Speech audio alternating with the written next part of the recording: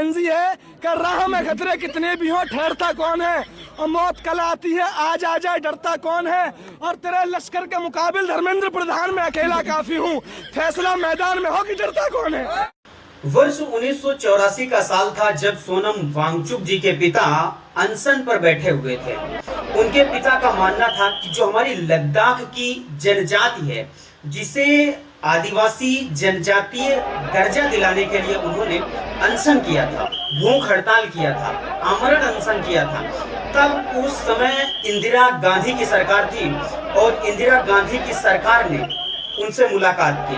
सिर्फ 5 दिन उनके अनशन को हुए थे और इंदिरा गांधी की सरकार ने खुद इंदिरा गांधी चल करके दिल्ली से लद्दाख गई और उन्होंने सोनम वांगचुक जी के पिताजी से मुलाकात की और उन्हें आश्वासन दिया कि आपकी मांग पूरी की जाएगी।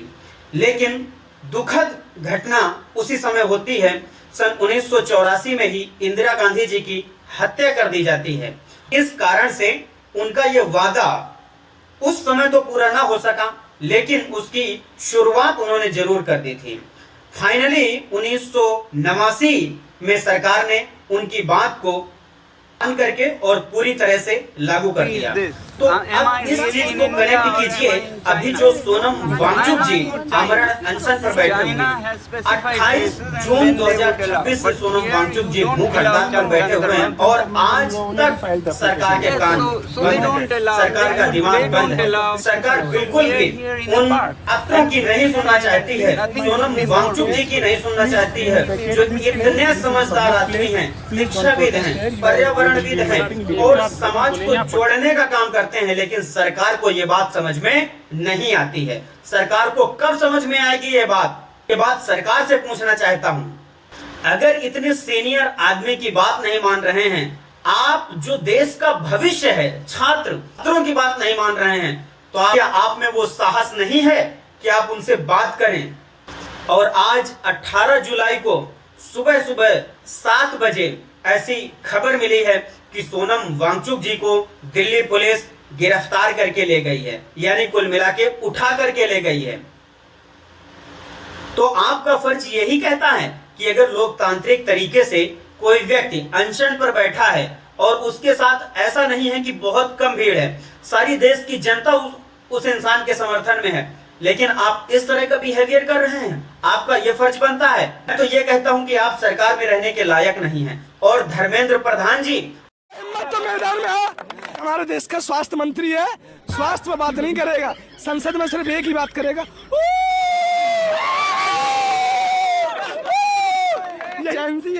ये जेनजी है कि राह में खतरे कितने भी हों ठहरता कौन है, और मौत कल आती है आज आ जाए डरता कौन है, और तेरे लश्कर के मुकाबिल धर्मेंद्र प्रधान में अकेला काफी हूँ, फैसला मैदान में हो कि डरता कौन है।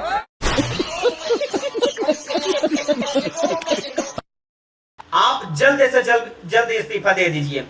अगर जनता ये चाहती है कि आप इस पद के लायक नहीं हैं, तो आप जबरदस्ती उस कुर्सी पर चिपक कर क्यों बैठे हुए हैं। और मैं ये बात भी कहना चाहता हूं कि इसके पीछे सिर्फ और सिर्फ प्रधानमंत्री जी का हाथ है, क्योंकि सरकार उन्हीं के नाम से चलती है, तो जो वो कहते हैं वही होता है।